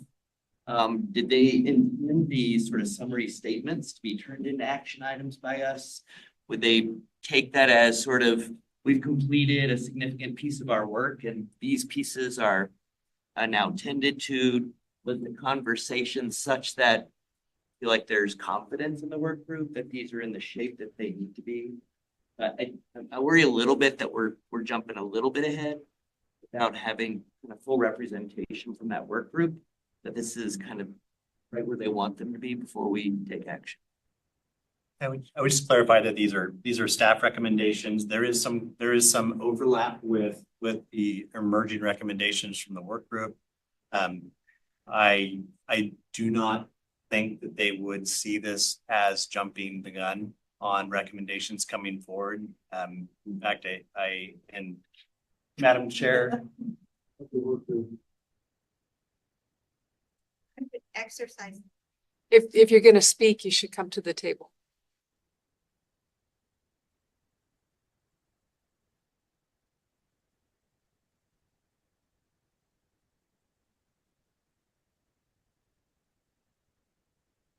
Let me first begin by thanking you for your support. The work group has, as you're well aware, been working very, very diligently on collecting our thoughts and engaging in meaningful discussion and dialogue. Well, I appreciate the support to move forward with these. I would encourage you to slow down a little bit and just, let us bring them forward in February. Then can I withdraw my motion? And I withdraw my second. And can I replace that with a direction to staff to pass along our appreciation to the work group and how that we feel that these are moving very definitely in the right direction. Absolutely. Right. So this was a information item, action item, and we withdrew our motions. Just want to say thank you. Thank you to the work group. Thank you to Mr. Sarda, Ms. Luna Lopez, Mr. Kroger, Ms. Ulrich, Ms. Waltleiner online, and Mr. Abraham. Thank you so much for the work that you're doing and for engaging us in this work and for shining the light that we need to definitely move forward and take some action and help our candidates out. Thank you again. Thank you.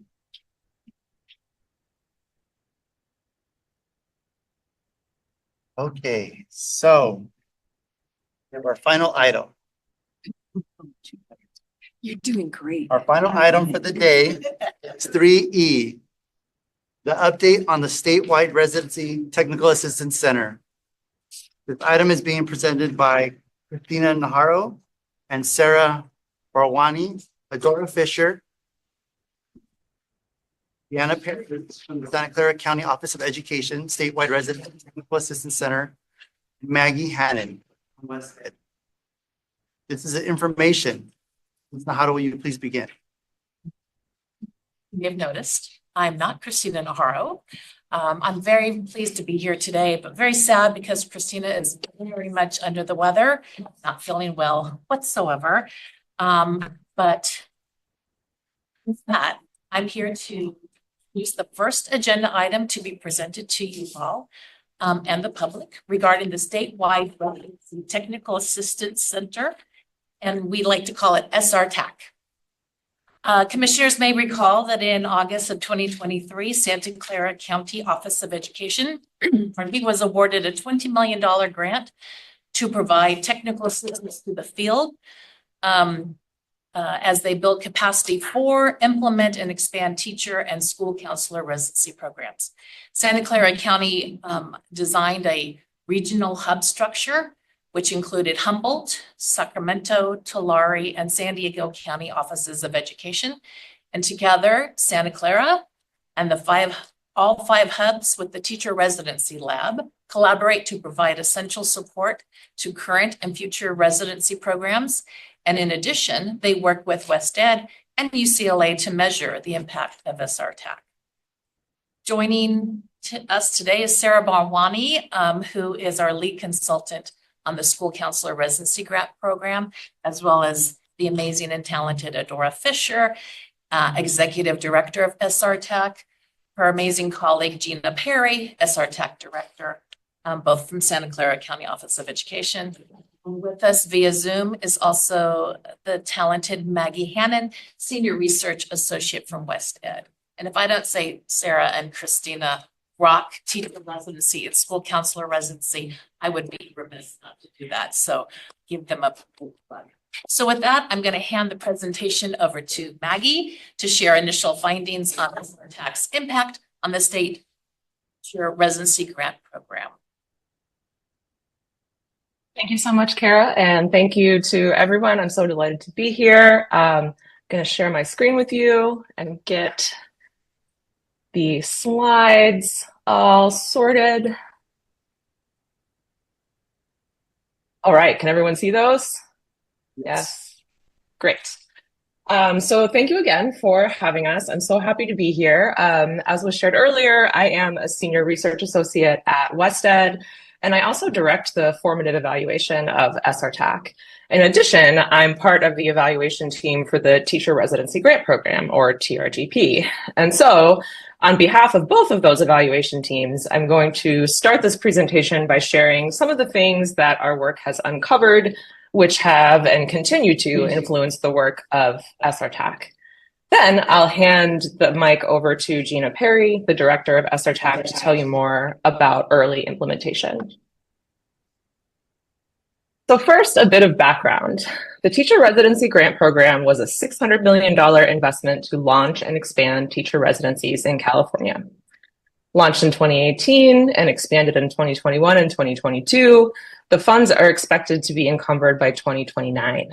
And residencies are led by partnerships between LEAs and IHEs, which are focused on preparing STEM, bilingual, and special education teachers to work in high-need schools. And so West Ed's formative evaluation of the TRGP uncovered several key focus areas for residency support and assistance, and these have informed SRTAC's approach to the work. First, we found that residency programs need support to develop strong partnerships, and these are the foundation for successful residency programs. In particular, residency programs often need help fostering LEA and IHE leadership engagement, creating alignment between the residency program and the LEA's workforce structure, and developing effective staffing structures for the partnership. Second, most programs did not have clear sustainability plans to fund their residency programs after the sunset of one-time grant funds. Third, most programs were not offering the level of financial support needed to make residencies viable for all candidates. However, since then, the state has increased the per resident grant award from $25,000 to $40,000 and required a minimum stipend of $20,000. And fourth, we found that residency programs were only sometimes participating in technical assistance or TA opportunities. In the early years of the TRGP, we observed uneven uptake of TA, particularly focused on affordability, program sustainability, and partnership development, these key areas of interest. Additionally, over the first 4 years of the grant, there was uneven uptake across the state. So here you can see the pattern of early uptake of TRGP programs. So the evaluation has highlighted these patterns. Between 2019 and 2022, 21 of 58 California counties had TRGP funded residents. Here in this picture, the darker colors represent a higher concentration of residents. So we can see that in SoCal, there was a higher number. On the other hand, many counties, particularly in Northern California and along the California-Nevada border, had no TRGP funded partnerships. More recent data shows some changes in TRGP uptake. While only 21 counties enrolled residents over the first 4 years of the grant, partnerships in an additional 11 counties enrolled or plan to enroll TRGP funded residents in the 2023-2024 school year. You can see here in the new picture on the right side of your screen that additional counties that have taken up TRGP residents over the past year. This means more LEAs are participating, and it also raises questions about expanding access to TRGP funds versus deepening impact and sustainability in existing programs. So now I am going to turn it over to Gina Perry, who is going to tell you a bit more about what SRTAC has been focusing on in the first year of implementation, which will show how their work has responded to these priorities. Hey, I'm not Gina Perry, I'm Adora Fisher, but I am happy to take it from here, and then I will turn it over to Gina Perry. As Kara introduced us, you'll see on this slide that we're a collaborative effort across the state of California between 5 CCOE, the grantee, 5 county offices of education. In addition to those offices of education, we have UCLA and West Ed doing our evaluation work. But there is another key player that supports this work, and that is the Residency Lab. And used to be known as the Teacher Residency Lab and has now changed to the Residency Lab, being inclusive of both teacher residencies as well as counselor residencies, which SRTAC is also supporting both teacher and counselor residencies. And Gina will tell you a little bit more about what the Residency Lab does to support the Technical Assistance Center. Why do we exist? So in the very beginning of creating SRTAC's proposal and program, it was really important to determine, okay, what was our mission, vision, and more importantly, our commitment. The mission, I'm not going to read this to you, but the real mission of SRTAC is to establish an infrastructure statewide that supports counselor and teacher residencies and provides technical assistance for those residencies that currently exist, as well as technical assistance for startup and growing residency programs. In terms of vision, we're looking at empowering our ability to provide that technical assistance, and in so doing, creating resources and tools that cultivate and create qualified educator workforce. And I'm going to add a diverse qualified educator workforce because I think that's really important in many different ways. And then lastly, the biggest thing for us is commitment. That's excellence. CTC reputation for upholding excellence in education, and SRTAC as an arm of CTC through this grant intends to ensure that that happens with residency programs, both the teacher residencies as well as counselor residencies. One slide. And what we do, SRTAC has just begun the completion of its strategic plan. The plan was built on the proposal that we created, but gives us targeted goals and objectives, as well as activities and tasks for us to complete in order to meet those goals and objectives. And in that strategic plan, there are 4 pillars, and these are the pillars that are in front of you. Promoting residency pathways, build and support effective partnerships, provide long-term sustainability models, and prioritize health and inclusion. We plan on finishing that strategic plan within the next couple of months. And the work has already begun, but now we actually have targeted goals that are measurable with identified measurements. So that when we come back to you and report, we will be reporting on these pillars and what's happening. Gina?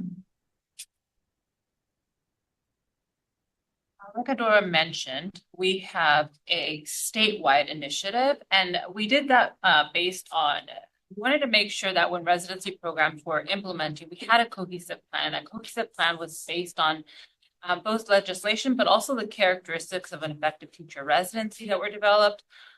We broke up the state by regions, and we did that because along with cohesion, we wanted to have flexibility to meet the regional needs, knowing that the northern region would be very, very different than the southern region of California. We want the technical assistance to meet the community needs. And so each of these regional hubs has a lead that is supporting that entire region through the various county offices in that region, along with the LEAs and IHEs.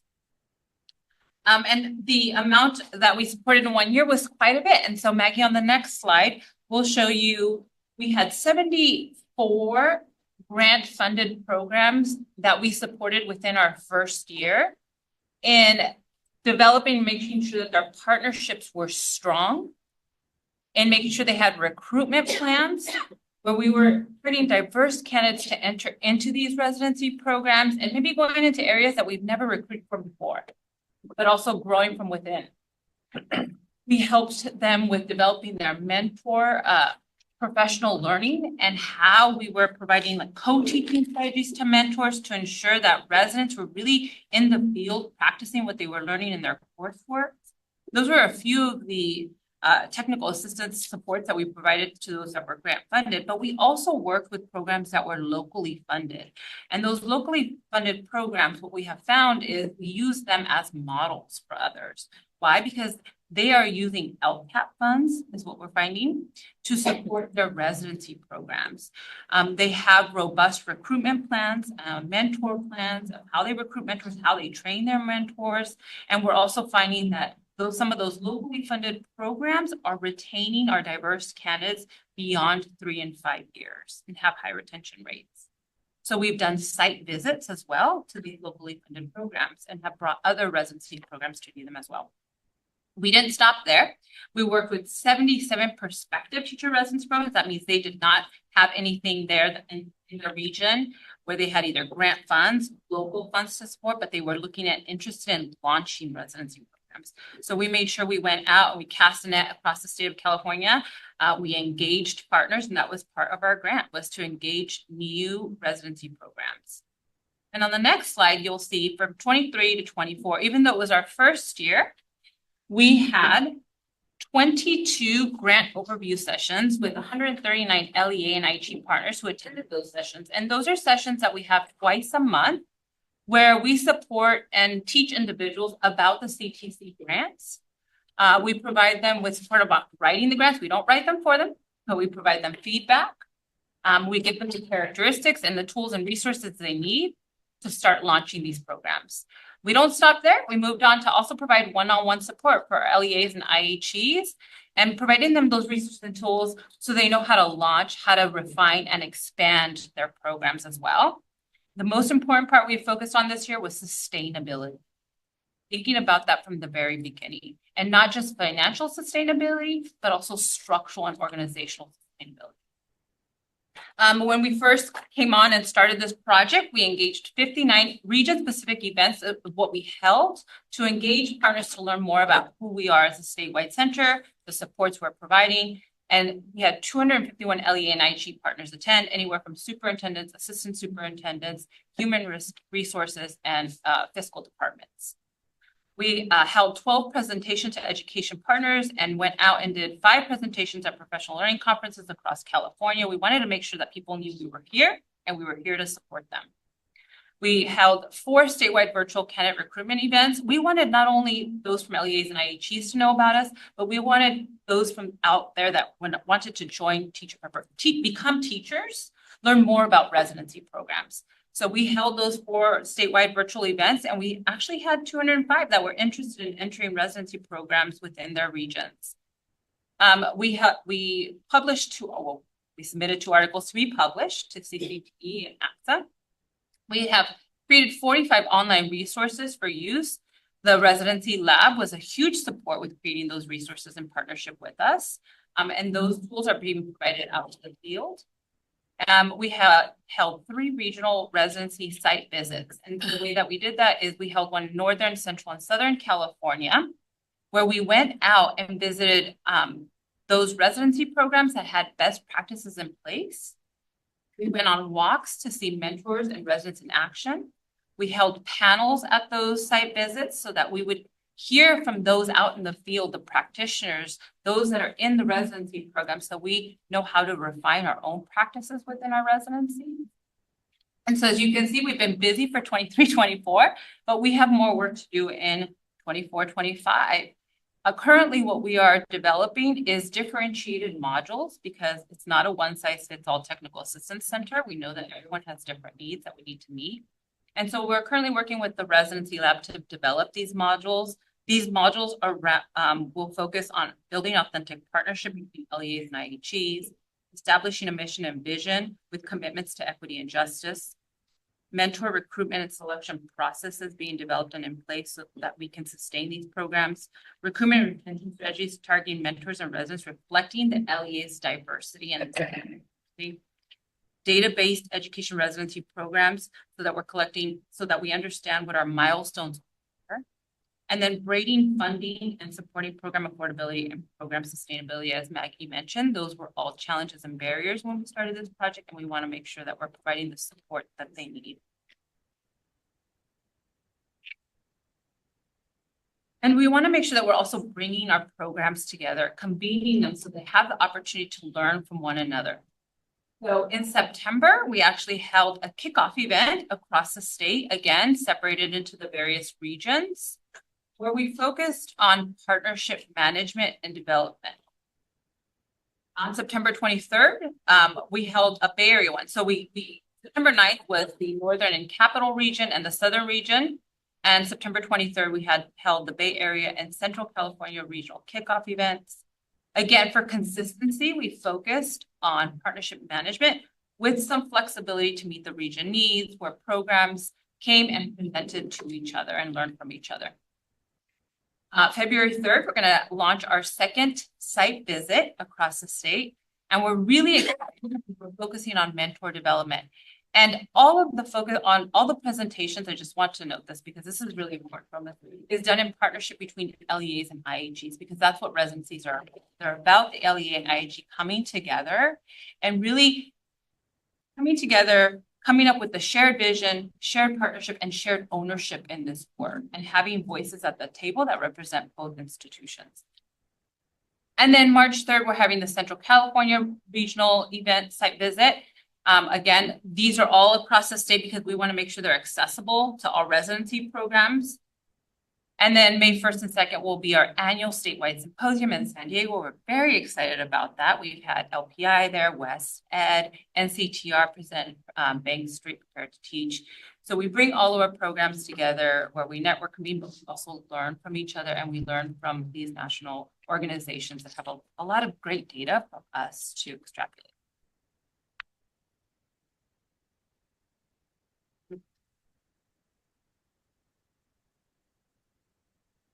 And with that, I'm going to go ahead and pass it to Sarah Barwani. Thank you, Maggie, Adora, and Gina.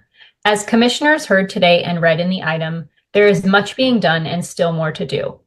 Commission staff are in regular contact with SRTAC leadership and hub leads. Together, we are supporting 98 teacher residency capacity grantees, 137 teacher residency implementation and expansion grantees, 12 school counselor residency capacity grantees, and 3 school counselor residency implementation grantees, as well as prospective applicants to each grant program. Staff look forward to being back at the table with our colleagues from SRTAC with an update on their work in fall 2025. Thank you. We are available for any questions commissioners may have. Thank you very much. At this point, I'm going to open up for public comment. If there are members of the public that would like to make a comment, please notify the meeting moderator by submitting a request card or by clicking on the raise hand icon if participating through Zoom, or pressing *9 if participating by phone. Public comment is limited to 2 minutes per speaker. Recording secretary, are there any public comments? Give it a second.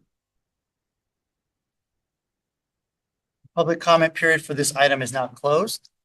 Do commissioners have any questions or comments on this item?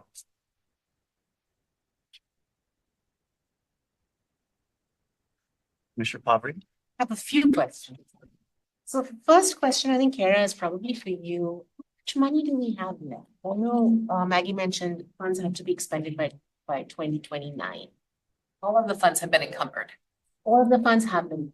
Yes, and There's not going to be any more rounds. No. On your residents. It's for the, for teacher residencies. Oh, I'm sorry. I thought you meant for SR. Okay. Right. That I know. Oh, please let me, there are no, potentially, there will be no funds for teacher residency capacity after we award the most recent round coming up. Okay. And I'm going to look at Sarah. I think it's about 60 million and change left. Just under 60 million. Thank you. Just under 60 million left for teacher residency implementation. So we have, Will there be more competitions for counselor residents? yes, there will be more counseling residency competitions, and we have more funding there available relative to interest, if I can say. Another question, it sort of ties to this one. And goes back to the map that Maggie shared right at the start where the teacher deserts exist. And I know you're recruiting new, building partnerships. Those counties, those 9 counties are counties that we'd love to partner with more and find ways to bring more teacher preparation programs into. So I was wondering, of those prospective, I think you had like 33 prospective partners, and my number could be wrong, I didn't write it down, especially up in the Humboldt area, probably some of them working with Sacramento County too. Can you speak to what work is going on specifically with those bordering counties where there really are no teacher prep? I can. We've been busy up there. 77 perspective was the number that we provided. And Sheila up in Humboldt has really been working with both all of our LEAs and IHs. She actually went on what we called a road show, where she took her car and drove to every single county office up in the northern region to share with them about residency and impacts that they've had nationally, but also across the state. And we did find a couple of barriers up there, right? They have very small schools. They're very rural in some cases. You know, they need teachers. It's high internship rate up there. And she's finding that the barriers are around, one, not really knowing about residency program, and CTC funding was one thing. So that was really good information. 2 was access to online programs. And the other was around having enough candidates to start a cohort or then an IHE partner to want to start with them. So that was some of the barriers that she's finding. And what we're doing now is talking through how can we create consortiums of these rural programs so that we have a cohort of candidates that can be then provided to the various LEAs. Another barrier that they have rural areas are that they really need multiple subject teachers. And the grants are really focused on other high needs areas. Most urban districts, multiple subject teachers are not a high needs area. But for rural school districts, that is a major high needs area. So I'd like to offer, like, Cal State Teach works in those regions. I think this is one of the and we have students there. So we're interested in exploring residency, so we can connect on that. And increasingly, more of our campuses are doing online teacher preparation, Sacramento, East Bay, Stanislaus. So again, we've got opportunities for collaboration. We can discuss that. I'd like to add one. though Christina is sick. She just sent me a message that said, tell them we had a ton of TRC, teacher residency capacity applications from the north. And there will be an announcement next week around who was awarded. I can't say, but and based on Erin Henderson and the certification presentation this morning, that new dashboard that's coming out, we have some thoughts in the grants world, actually, that we've been talking to certification about, and we might be coming to you soon to talk about this plan around exactly what Adora had mentioned about the need. So, more to be revealed. Commissioner Brown? I might be getting ahead of it. I'm either ahead or behind because it's getting late in the day, but as a person who is, as a commissioner who's watching the P3 programs get approved, and I know there's Fresno and San Jose State and Riverside Office of Ed, San Diego Office of Ed. Is there any, will this grant be done before any residencies are built for P3 credentials? I can speak to that. Oh, go ahead, Sarah. So the PK-3 programs, that option is actually built into the RFAs for this year. And so if an LEA is working with an IHE that has an approved program, then that is an option for them to recruit for TK Kinder. Mm-hmm. And that's up to that LEA or IHE? Yes, up to the partnership to determine if that's an area of need locally. Okay. And okay, thanks. Mm-hmm. Other commissioners? Well, I just want to have a question first. When a IHE or LEA is awarded the grant, what type of follow-up happens? Do they automatically get connected with the technical assistants? What's the process? Yeah, so we will get the list from our CTC partners, and then what we do is we take that list, we give it to whatever region they're in. So we have that lead connect with them directly, set up a time to meet and discuss what we can offer them, and then we can help that as well. That leads to my next question, because what really interests me is the mentoring part, the mentor training. How is that going to be be consistent as far as like what training is developed? Because I think it's trying to figure out what training to offer for their mentors and then how that's continued or how they continue to have mentors. Yeah, that's actually something that we've really been digging into, because the field that we want some mentor development, we want consistency, right? And we want something that's flexible as well. And so we've been in talks with induction programs. A new teacher center, we're having conversations with the teacher center. We also have been in conversations with NCTR and discussions around that. This is the year, in the spring, the focus on the walks is going to be mentoring. So as we move forward from there, this is the year that we'll start looking at mentoring as well and what we can do in those areas. This is our first year we've just completed, and so we're really excited. There is a lot of work. Mentoring is really important. And so lots will focus on mentoring in the spring, and then we'll start to look at, okay, what is the need? And the reason we went to New Teacher Center, to your point, is having led a residency program for more than 8 years myself, I know that we had to prepare our candidates for teaching in the LEA, but also they were going to be receiving induction support. And so we needed to align the pre-service feedback and supports to then what they would get 2 years later.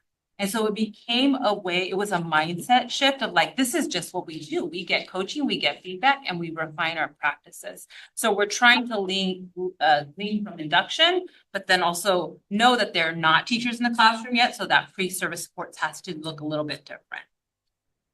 We're also hoping, and CCOE is our particular county is going to look at, is just connecting the vendors. right? Because it would be ideal if I, as a teacher, enter a program, do my residency, and then have the same mentor for my induction. And so we're going to look and pilot that at SCCOE to see what that looks like and how that. Thank you very much for those questions. And the other question that I have is, you might have alluded to it already, is there's already talks probably about that warm handoff, right? From mentoring to induction, but then what's after induction? Because I always feel like there's what happens after that. Right now, there's not a lot, but have there been talks about that? Yeah, but maybe next year when we come back. Mr. Simmons? Maybe I'm not understanding how residency programs work. They're not necessarily hired at the same site where they did their residency. So it could be, so are we presuming that the mentor support is not site-based, or how would that work? Well, it depends on the program and how the program is designed. Mentor support right now, depending upon the program, is not necessarily site-based. There are mentors that travel from site to site. There are full-time mentors, and so that's why we're saying pilot, because we don't know what it'll look like yet, and it has to be designed. We're an SCCOE, so our mentor program is a little different. We have full-time mentors available because most of our mentors for our teachers are retired, so that they can then access mentors, access those folks right now throughout the day. The question is, how can we then bring those classroom mentors into that picture? I think we might still maintain the outside coach, if you will, but then also use classroom mentors. So the design we haven't come up with yet, but we're trying to see how we can connect. It may not work, and it may not work all the time. And to your point, Commissioner Simmons, that is really the model. The resident works in the district, the LEA, in which they were afforded the opportunity to be in a residency program, and they're hired by them. Yes. That's the model. It doesn't always happen that way. And for a lot of reasons, we work with people are, people, but that's the model, that you're embraced from the beginning, from your student teaching year, your residency year, into the LEA. Well, because what goes through my mind is transfer rounds. And whenever there's an opening, you've got the whole rest of the unit who's eyeing each of those positions. So you really don't know, sometimes, at least in my district, I don't know until May which sites are going to have openings and which aren't. For sure. That's for sure.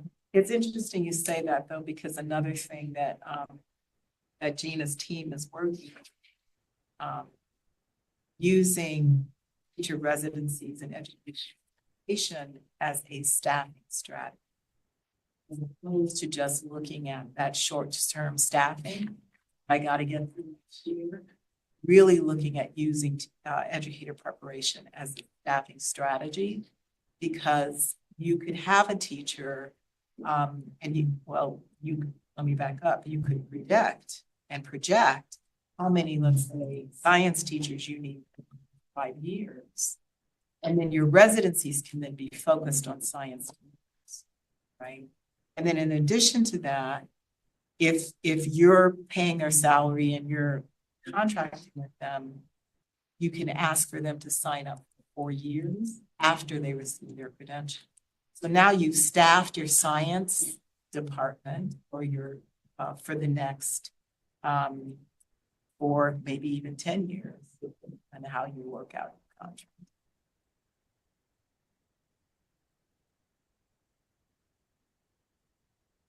Another question in regards to the counseling residency. We know the path with teacher residency where there's induction.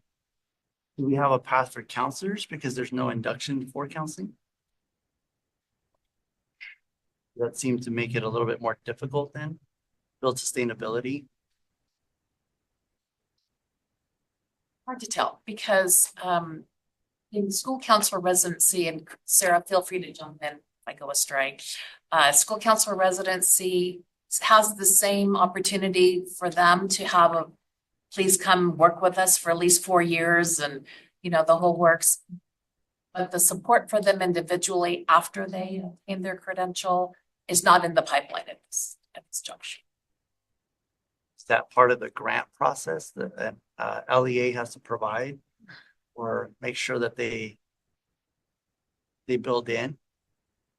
It was not part of our original proposal. And I'm just gonna be, counselor residencies are going to be a challenge. And if you know counselors and the work that they do currently in schools, you'll know what I'm saying. Oh, he's counseling. You get. He might, no. Absolutely. So it's not that it can't be done. It's that we're having conversations. We're going to have to shift some mindsets around counseling. Another program we're running, which is more federally based, is mental and behavioral health. So we have mental and behavioral health grants that actually the team that's working on mental and behavioral health grants also have some counseling grants for credentialing for counselors. And they have been talking to Gina's team a little bit about, you know, meshing the two in some ways. So it's going to be a little bit of a challenge, but I think ultimately we can begin to move that. It's going to make a huge difference in the services that students receive from counselors and the training that our counselors actually participate. I'm thinking glass half full. I think a residency program for school counselors is a step in the right direction, right? I mean, it's so much more than your program and go, right? So hopefully, again, that concept of embracing people from the beginning, from their pre-service, I think is tantamount. Sarah has her hand. Oh, she just took her hand. Oh, it's okay. I had just wanted to mention in terms of the grant program and, you know, post program for counselors, it's not in authorizing legislation to necessarily have something like induction is for teachers. That's not to say that, you know, an LEA and IHE cannot partner to do something. It's just not written into the authorizing legislation. Say what SR Tech is currently doing with counselors for those who have capacity grants. We created a work group. And the work group is looking at the characteristics of an effective teacher residency and going, how do we take these characteristics, because we know these are best practices for residencies, and make one for counselors as well, which includes how are we going to support them beyond graduation so that we're retaining them long term. And let me ask a quick question. Are there counselor residencies across the country that we can learn from? I feel really ignorant in this area. Counselor residencies are relatively new. Across the country, they are starting to have conversations just as we are. But counselor residencies are new. We've been to Texas, I've been to New Mexico. We have some people from Tennessee we connected with. Everyone's talking about them, but we don't have a solid model yet. Well, once again, California can lead the way, right? And we have this expert informant right here. I am definitely happy to help and throw my hat in there and would love to participate in this. But I don't know if there's any other commissioners that would like to add. Well, this was an information item. No action is needed at this time. Just want to say thank you very much for your presentation. Ms. Barwani, Ms. Fisher, Ms. Perry, Ms. Hanan, and Ms. Mendoza. Thank you so much. And thank you for doing this work. And I think we're moving in the right direction to get more teachers and more counselors into our workforce. Thank you again. Thank you. That said, having no additional items, I adjourn the Educator Preparation Committee. I will now reconvene the general session and move to item 1H, new business. The bi-monthly agenda is presented for information. Next on the agenda is audience presentations. Please notify the meeting moderator by submitting a request card or clicking on the raise hand icon if participating through Zoom or pressing *9, participating by phone. Recording secretary, are there any audience presentations? Audience. Whoa. Now we move to item 1I, nominations and elections for chair and vice chair for the Commission on Teacher Credentialing for 2025. Executive Director Sandy. Thank you, Madam Chair. So Section 301 of the Commission's policy manual allows for nominations of the chair and vice chair to be made orally in open session at the last meeting of the calendar year of the Commission. So, are there any nominations for chair?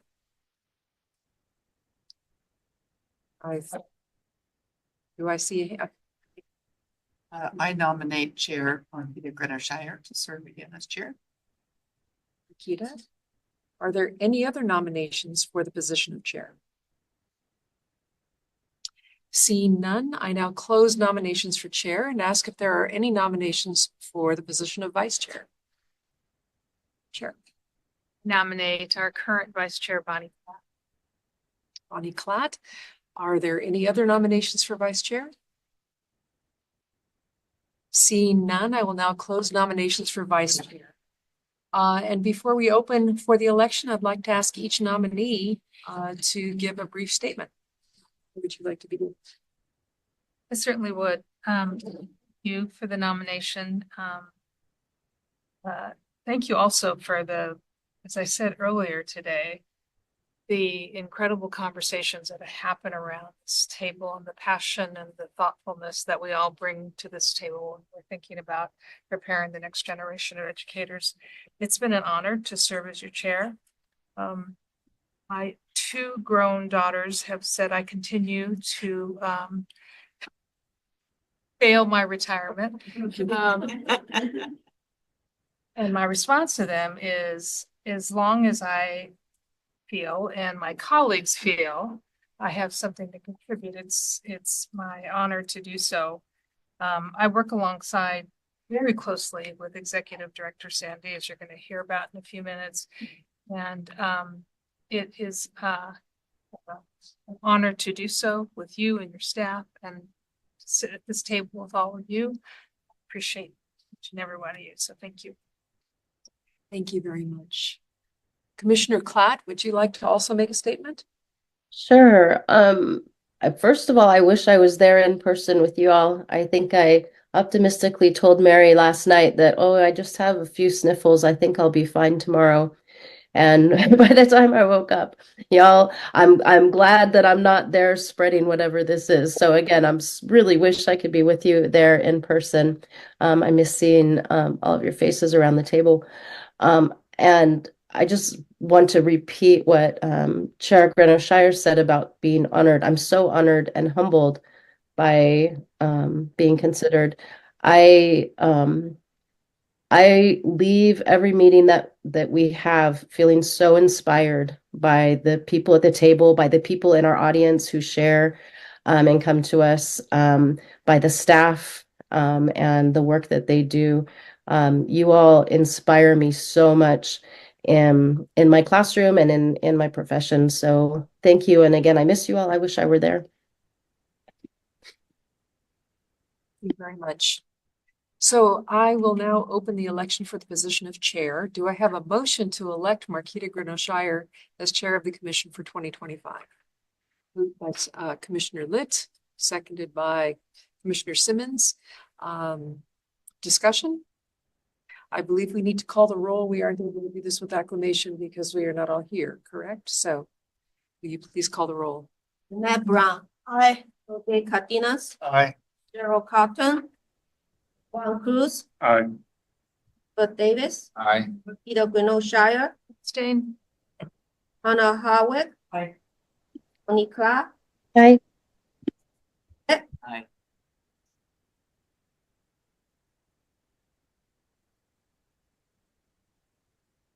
Monica, Aye. Sorry, you guys went silent. Ms. Simmons. Aye. Usoff. Aye. Motion carries. Wonderful. Thank you. Congratulations, Madam. And thank you for continuing in this role for another year. So do I now have a motion to elect Bonnie Klatt as chair of the commission for, or excuse me, vice chair of the commission for 2025? Moved by Danette Brown, seconded by Christopher Davis, commissioners. Discussion? All right, will you please call the roll? Annette Brown. Aye. Jose Cardenas. Aye. Carol Carlton. Juan Cruz. Aye. Christopher Davis. Aye. Peter Gano Shire. Aye. Hannah Harwick. Aye. Bonnie Clark. Abstain. Bartlett. Aye.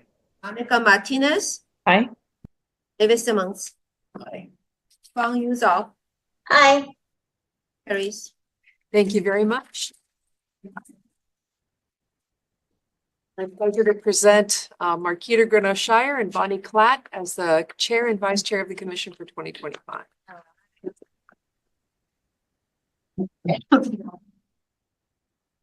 Okay. I will now recess the general session.